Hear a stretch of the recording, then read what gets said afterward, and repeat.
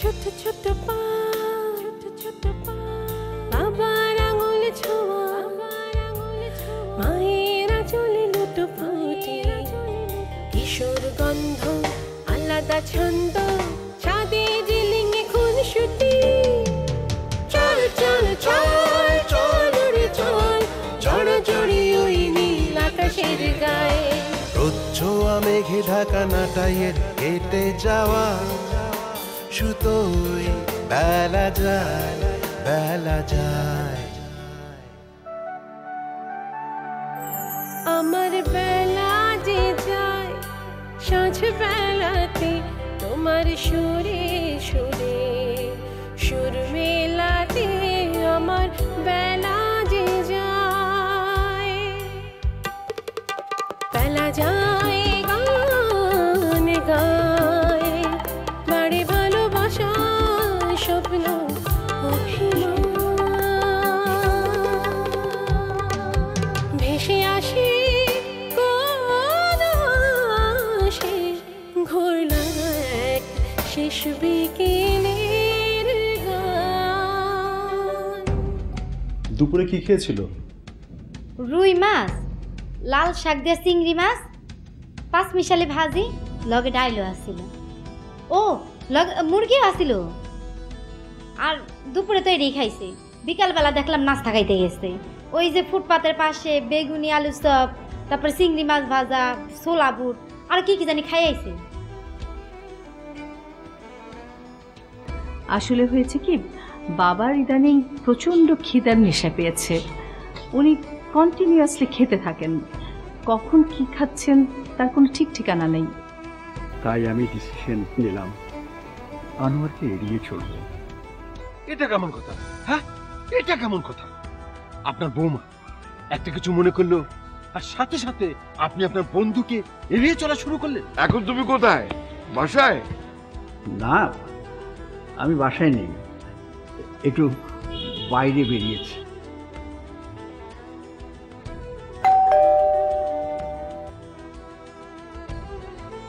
তাই না? এই জন্যই তো তোমার বাসায় কলিং বেল টিপলে আমি ফোনে শুনতে পাই। বোমা রাগ করবে, কোনো কিছু এলোমেলে থাকা ও একদম পছন্দ করে না। আমরা এই এলোমেলো না করলেই তো হলো। না না, তারপরও না, কোনো কিছু এদিক ওদিক হয়ে গেলে খুব ঝামেলা হবে। আরে রাখো তো, তোমার এত টেনশন, কিচ্ছু হবে না। আমরা বরং রান্না করে সবার জন্য রেখে দেব, ওরা খুশি হবে। আসো তো, আসো, আজকে আমাদের পিকনিক। আনোয়ার চাচা? হ্যাঁ হ্যাঁ, আর খালু জানে মিল্লা রান্নাঘরে ঢুইকা রান্নাঘর দ্বারা কি অগোছালো কইরা থইছে। বাড়ি থেকে একটু বের হতে পারবো না? তুমি বাবার চেঞ্জটা দেখতে পাচ্ছ না? এই ভদ্রলোকের সাথে মেশার পর থেকে বাবা সারাক্ষণ খাচ্ছে, এটা খাচ্ছে সেটা খাচ্ছে, বাড়িতে ম্যাসাকার করে। রান্নাঘরে তাকানি যাইতাছে না। কি হলো? আমি একটা কাম করব। বৌমা তো রাগারাগি করছে কেন? কেন রাগারাগি করছি বুঝতে পারছো না? আমরা যে সব কিছু এলোমেলো করে রেখে এসেছি, একটা বড় ধরনের ঝামেলা হবে। চিন্তা করো না তো, সবকিছু পরিষ্কার করে দিলেই সমস্যার সমাধান। বৌমার রাগ পানি হয়ে যাবে। না না আনোয়ার, তুমি বুঝতে পারছো না। এত বোঝার কিছু নেই, চলো আমার সাথে চলো, দেখো সবকিছু কিভাবে ম্যানেজ করে নিই। চলো চলো চলো আমার সাথে চলো।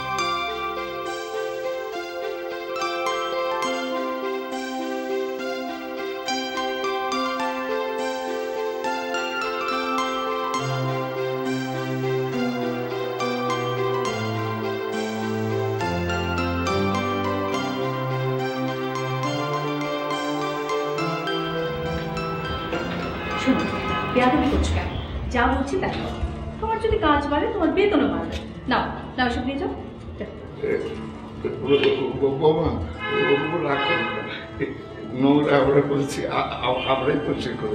চাচা, আপনি এর মধ্যে এসেন, আপনারা আপনাদের রুমে যান। না না, তুমি এসব নিয়ে ভেবো না, আমরা সব গুছিয়ে টিপটপ করে দিচ্ছি। সেবাকেও লাগবে না। এইসব ছোটখাটো কাজ আমাদের দুজনের জন্য কোনো ব্যাপারই না, তাই না? আপনার সমস্যা কি চাচা?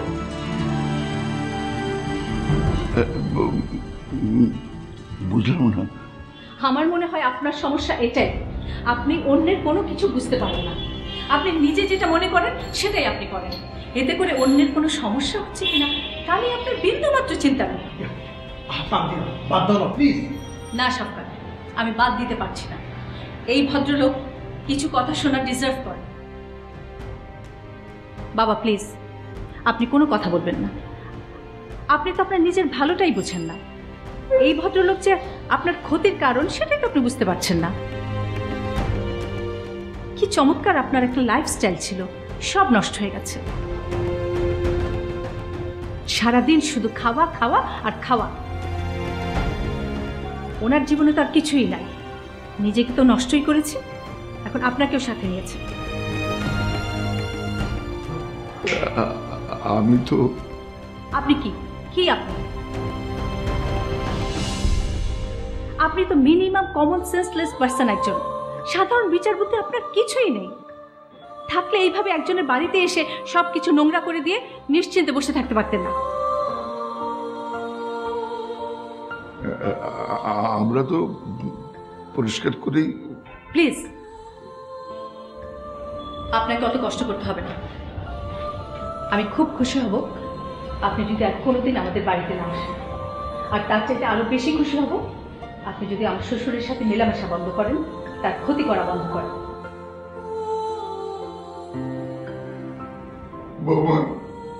প্লিজ আপনি আসুন, আসুন আপনি।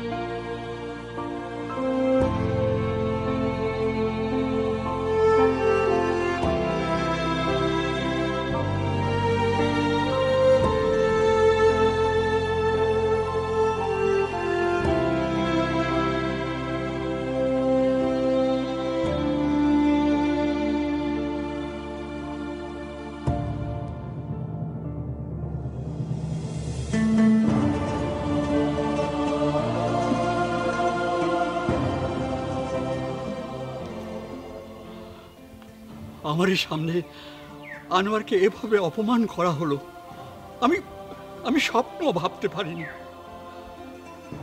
আনোয়ার চলে গেল, এত অপমানের পর আমারও ওর সাথে বেরিয়ে পড়া উচিত ছিল।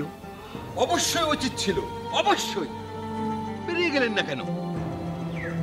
পারলাম না। কেন? কি কারণ? কে আপনাকে বেঁধে রেখেছিল? জানি না কেন সেদিন বেরিয়ে আসতে পারলাম না, সেটা আমি আজও বুঝতে পারিনি। বয়স হয়তো আমাদের আত্মসম্মানবোধ কমিয়ে দেয়। মায়াও হতে পারে স্যার। মায়া? সংসারে বন্ধুত্বের চেয়ে বড় কোনো মায়া আছে? দেখেন, আমি কোনদিন বিয়ে থা করিনি, সংসারও করিনি, তাই এই বিষয়ে আমি কোনো কিছুই বলতে পারবো না। তবে এইটুকু বলতে পারবো, বন্ধুত্বের চেয়ে দামি আমার কাছে আর কিছুই হতে পারে না, হতেই পারে না। কাউসার সাহেব, সম্পর্ক বন্ধুত্বের কারণেই তৈরি হয়। তারপর আমরা তাকে নানা নামে নাম দিই।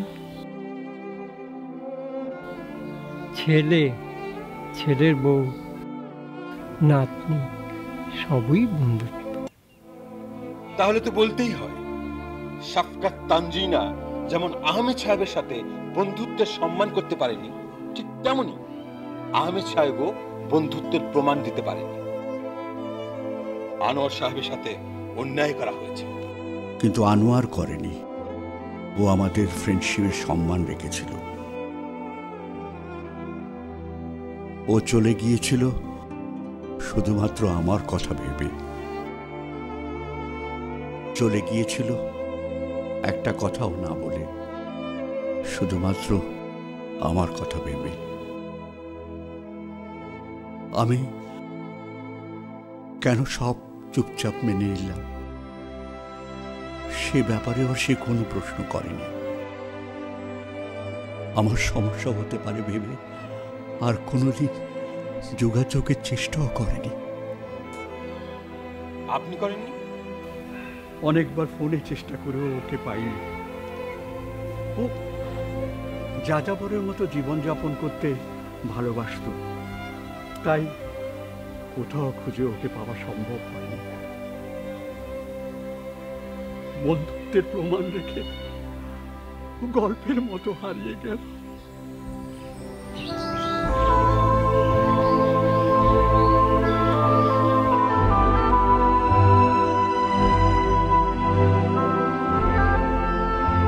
ডিপ্রেসড আমি? হ্যাঁ, এত অবাক হয়েও না।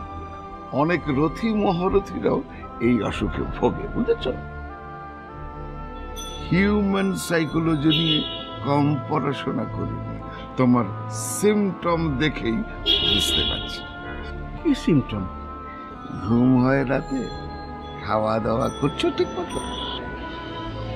ঘুম একটু কম হচ্ছে, কিন্তু খাওয়া তো নিয়ম মেনেই করছি। যদি নিয়ম মেনেই করো তাহলে শরীরটা এরকম ভেঙে যাচ্ছে কেন?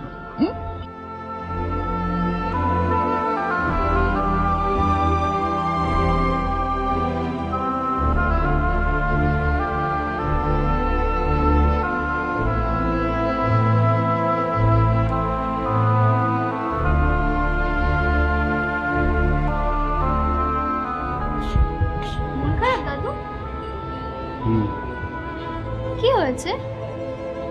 কিচ্ছু ভালো লাগছে না। তা তো বোঝাই যাচ্ছে। এখন বলো মনটা খারাপ কেন? নিজেকে বন্দি বন্দি লাগছে। বাইরে থেকে একটু ঘুরে আসতে পারলে মনে হয় ভালো লাগতো।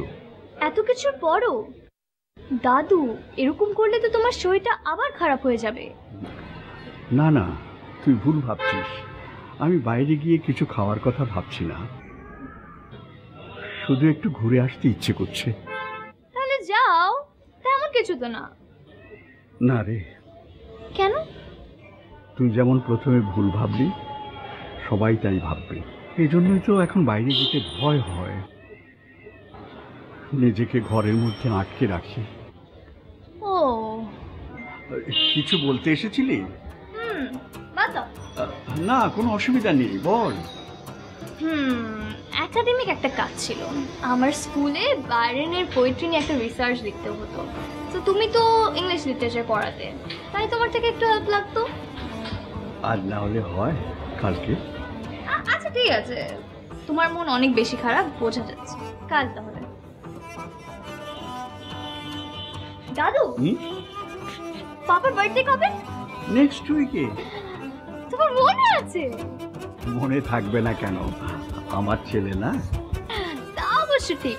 জানো, মামা বলেছিল এবার পাপার বার্থডে বাসায় সেলিব্রেট করবে, পার্টি থ্রো করবে, পাপার অনেক কলিগসরাও আসবে। So excited! বাসায় পার্টি থ্রো করবে?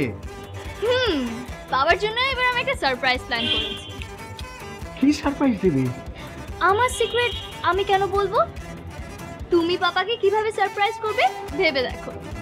বাসায় পার্টি দেবে, নিশ্চয়ই অনেক বড় আয়োজন হবে। সারপ্রাইজটা অনেক বড় কিছু দেবো ভাবছি।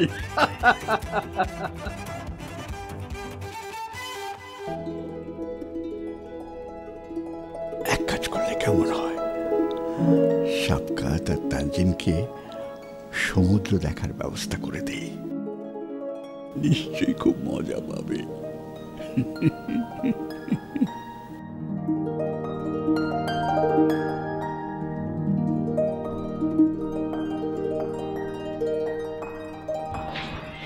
মা, জি বাবা। সামনের সপ্তাহে তো সাবকাতের জন্মদিন, কিছু ভাবলে? না বাবা, সেরকম কিছু ভাবিনি, তবে বড় করে কিছু করার ইচ্ছে নেই। আমি ভেবেছি যে বাড়িতেই কয়েকজনকে ইনভাইট করবো। শাহজিনের সাথে কথা হচ্ছিল, ও আচ্ছা। বলছিল কিভাবে সাবকাতকে সারপ্রাইজ করা যায় সেটা ভাবছি। ও মনে হয় এবারে খুবই এক্সাইটেড, একটা ইন্টারেস্টিং কিছু করবে। আমারও তাই মনে হলো। বৌমা। জি বাবা।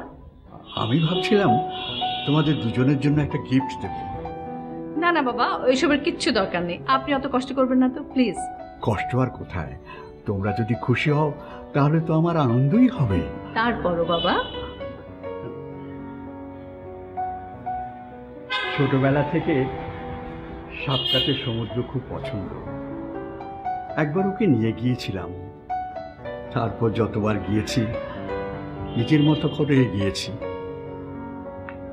বিয়ের পর জানতে পারলাম তুমিও সমুদ্র পাগল, তাই ভাবছিলাম তোমাদের দুজনের জন্য সেন্ট মার্টিন রাউন্ড ট্রিপ ব্যবস্থা করব।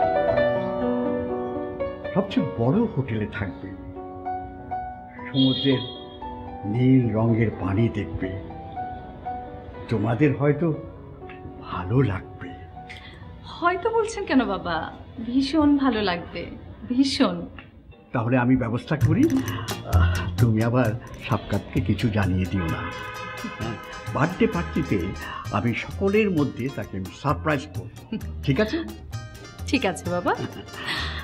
আচ্ছা বাবা, সাবকাত বলছিল কি ওর বসকে ইনভাইট করবে অফিসের, তো ওনাকে ইনভাইট করলে তো স্পেশাল কিছু করতে হবে, কি করা যায় বলেন তো? তোমার হাতে বোনলেস ইলিশটা অসাধারণ, ওটাই রান্না করো। বলছেন তাই? তুমি ভাবতেই পারছো না খেয়ে সবাই কত আনন্দ পাবে। আচ্ছা তাহলে তো একটা ভালো দেখে ইলিশ কিনতে হয়, আমি সাবকাতকে বলি ইলিশটা কিনে নিক। না না, ওকে বলার দরকার নেই, আমি নিজে গিয়ে কিনে আনবো বেস্ট ইলিশ। ওকে ওকে বাবা।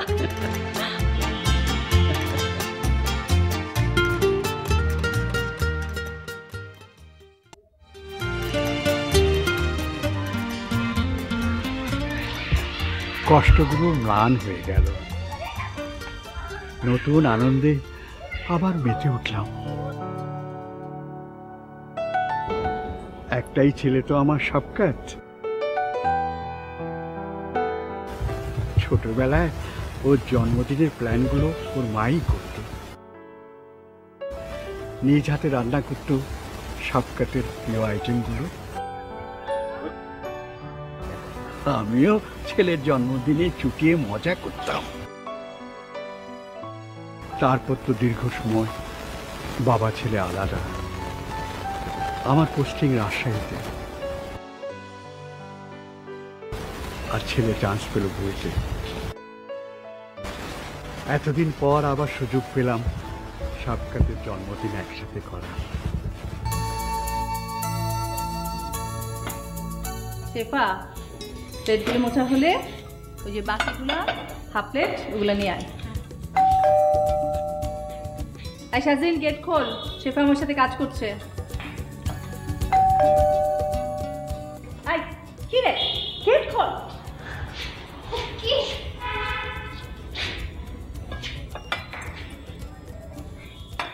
কে এসছে রে? কি রে কথা বলছিস না কেন? Oh my God, বাবা কেমন? খুব সুন্দর।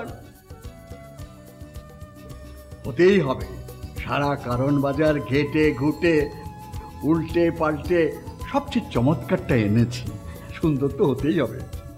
উফ বাবা, কত বছর যে এমন চমৎকার মাছ দেখিনি। থ্যাংক ইউ বাবা, থ্যাংক ইউ। বাবা কত হয়েছে? এইসব জেনে তোমার কি দরকার?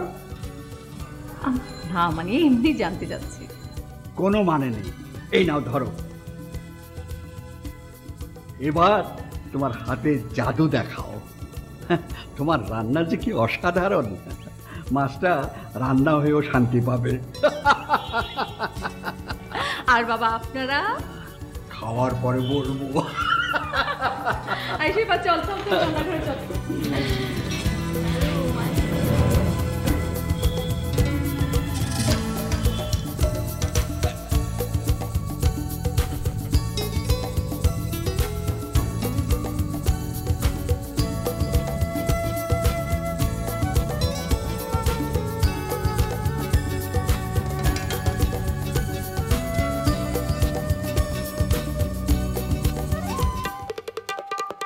যায় গান গায় বাড়ি ভালোবাসা স্বপ্ন অভিমান বেলা যায় গান গায় বাড়ি ভালোবাসা স্বপ্ন অভিমান